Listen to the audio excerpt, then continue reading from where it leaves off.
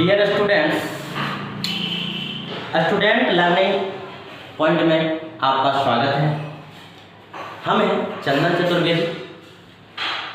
Previous video में हमने आपको नंबर सिस्टम के बारे में बताए थे और नंबर सिस्टम में जो नंबर का डिवाइड करे थे हम लोग, उसको पार्ट में बांटे थे, वो हम आपको बता दिए थे। आज नंबर सिस्टम का ही एक पार्ट का बेसिक कंसेप्ट हम लोग स्टार्ट करते हैं। आप लोग वीडियो को अंत तक जरूर देखें और आपसे एक रिक्वेस्ट है,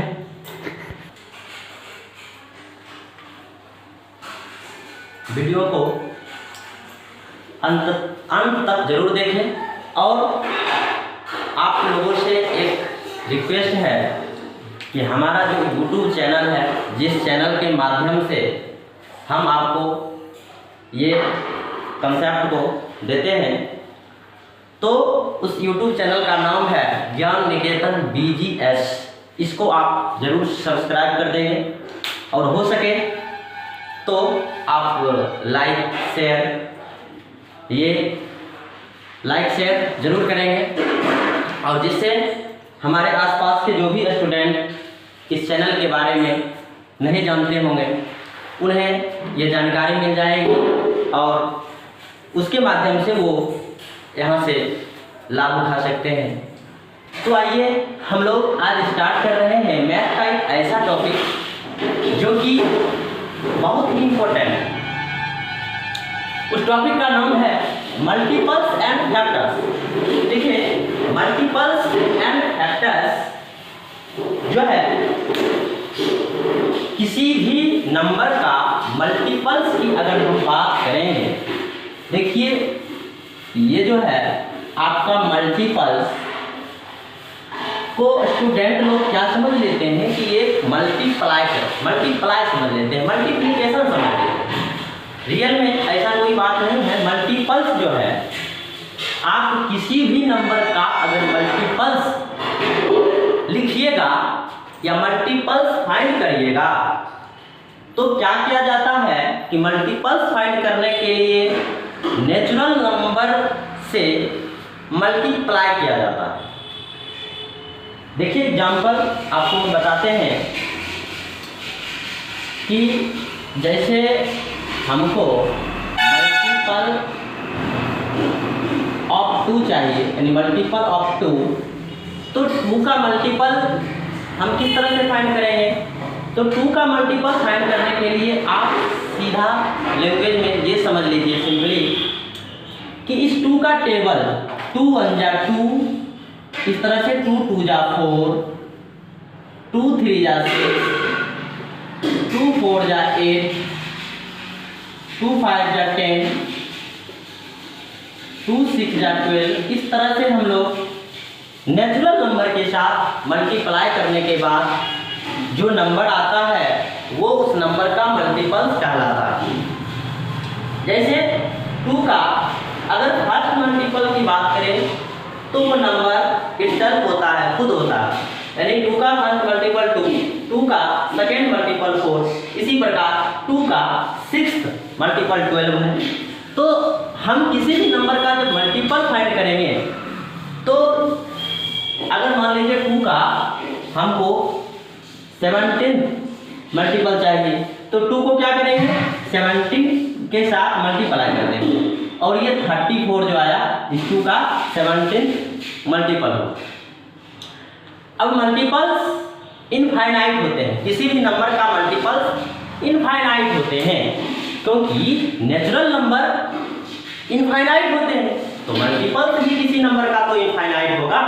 क्योंकि पिछले वीडियो में हम आपको नेचुरल नंबर के बारे में बताए, और नेचुरल नंबर वो नंबर होते हैं जो हम लोग सिंपली काउंटिंग करते हैं।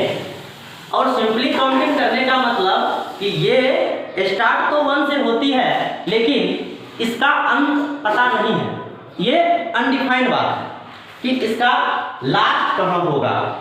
तो इसी प्रकार हम लोग किसी भी नंबर का मल्टीपल्स जब लिखेंगे तो इनफाइनाइट तक जाएगा, लेकिन उसका किसी भी नंबर का फर्स्ट मल्टीपल वो खुद होता है। तो ये मल्टीपल समझने के बाद हम आपको एक दो क्वेश्चन देते हैं एग्जाम्पल के तौर पर। जैसे मल्टीपल ऑफ 4, तो मल्टीपल ऑफ 4 ऐसे लिखेंगे 4 1 जा 4, 8 12, उसके बाद 16 20 डॉट डॉट डॉट, 3 डॉट का ही इस्तेमाल करेंगे क्योंकि इनफाइनाइट को दर्शाने के लिए मात्र 3 डॉट का ही इस्तेमाल किया जाता है। तो इस तरह से मल्टीपल ऑफ 4 आप किसी भी नंबर का मल्टीपल्स निकालिए, बस नेचुरल नंबर से आप मल्टीप्लाई कर दीजिए या उसका टेबल लिख दीजिए। तो मल्टीपल्स इनफाइनाइट होते हैं और उसका फर्स्ट मल्टीपल वो नंबर खुद होता है। तो आइए इतना समझने के बाद हम लोग अब बात करेंगे फैक्टर्स। फैक्टर्स मल्टीपल का जस्ट अपोजिट होता है। फैक्टर्स मल्टीपल का जस्ट अपोजिट होता है। इसमें क्या किया जाता है कि इसमें आपको नेचुरल नंबर के साथ या नेचुरल नंबर से जिस नंबर का फैक्टर्स फाइंड करना होगा उसमें नेचुरल नंबर से डिवाइड किया जाता है, और डिवाइड करने के बाद जो नंबर उस नंबर को एग्जैक्टली डिविजिबल कर देता है, यानी पूर्णतः उसे विभाज्य कर देता है, वो नंबर उस नंबर का फैक्टर्स कहलाता है। सिमिलरली देखिए उसी प्रकार हम लोग जैसे 1 का फैक्टर की बात करेंगे तो इसका फैक्टर 1 ही होगा, क्योंकि इस नंबर में एक 1 ही एक ऐसा नंबर है जो इस नंबर को डिवाइड कर सकेगा। क्योंकि किसी भी नंबर का फैक्टर या फैक्टर्स हो या मल्टीपल्स हो तो नेचुरल नंबर से ही डिवाइड या मल्टीप्लाई किया जाता है।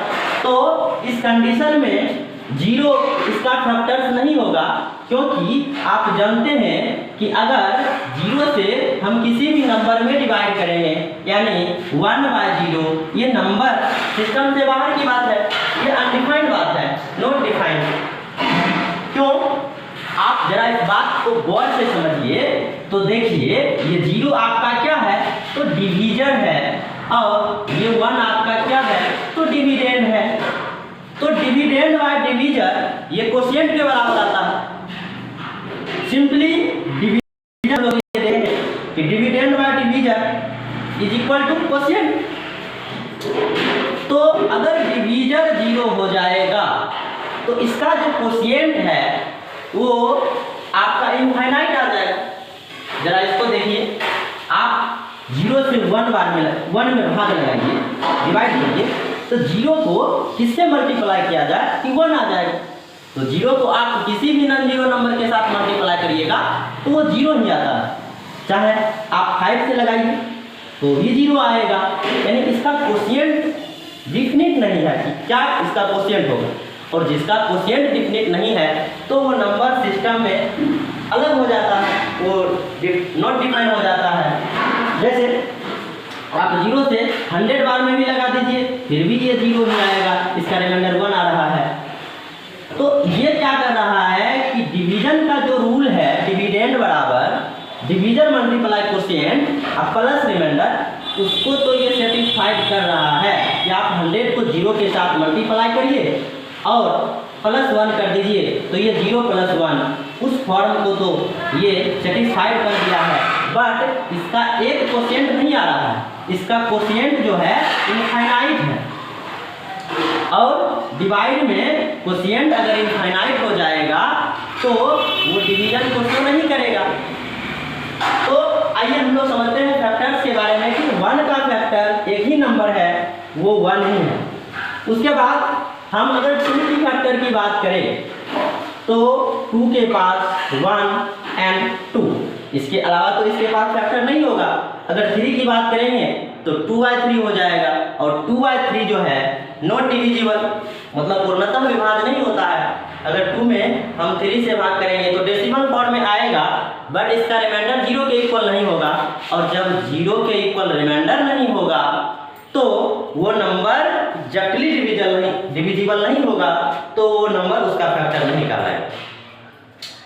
सो अब उसी प्रकार एक बात आप समझ लीजिए कि 3 का फैक्टर तो 1 एंड 3, इसके अलावा 2 नहीं होगा, क्योंकि 3 में 2 से डिवाइड करने के बाद क्वोशिएंट नहीं आता है, एक्चुअल क्वोशिएंट नहीं आता है।